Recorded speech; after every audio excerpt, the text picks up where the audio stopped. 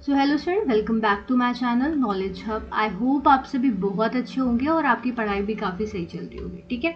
So student, आज हम discuss करने वाले हैं बीकॉम या बीबीए में जो भी हमारा फाइनेंशियल अकाउंटिंग का पेपर आता है ना, उसका सिलेबस क्या रहने वाला, मतलब important questions, previous year questions मैं अपलोड कर दूंगी इसके साथ ही। बट आखिर आपका जो भी सब्जेक्ट है उसमें आपको पढ़ना क्या है वो तो पहले पता हो ना, कि इंपॉर्टेंट क्वेश्चंस पहले ही जान लेंगे नहीं ना।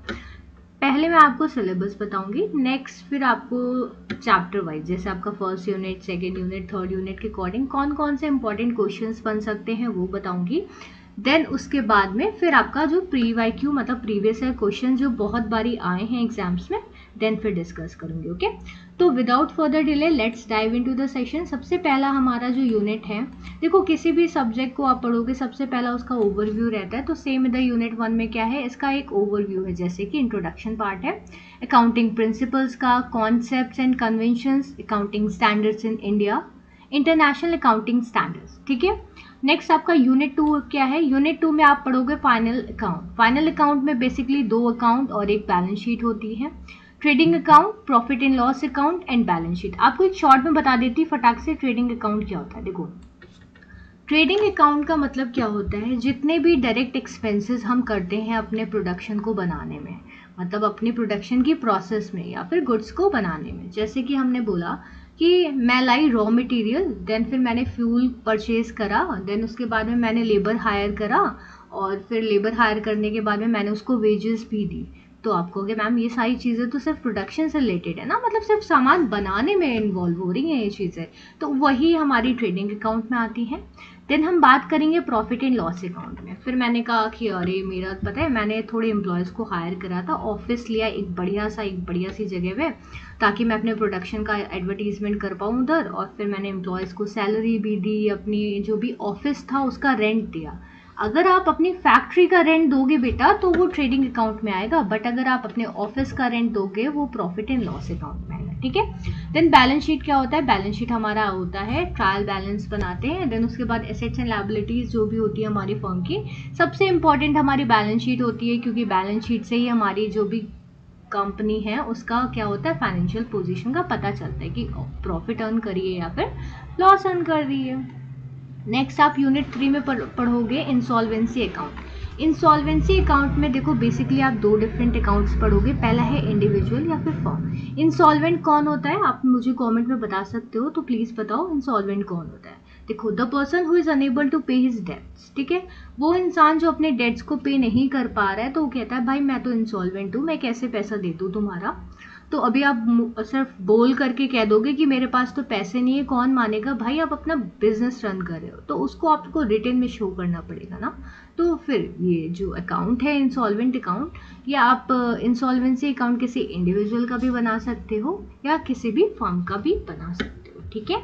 नेक्स्ट है आपका यूनिट 4। यूनिट 4 में क्या क्या आता है, ब्रांच एंड डेवलपमेंट अकाउंट, जिसमें आपको पढ़ना पड़ेगा 1 second. Branch and development account जिधर आप पढ़ोगे debtor system, stock and debtor system, final account, whole sales branch, independent branch, foreign branch, departmental store accounting. ठीक है।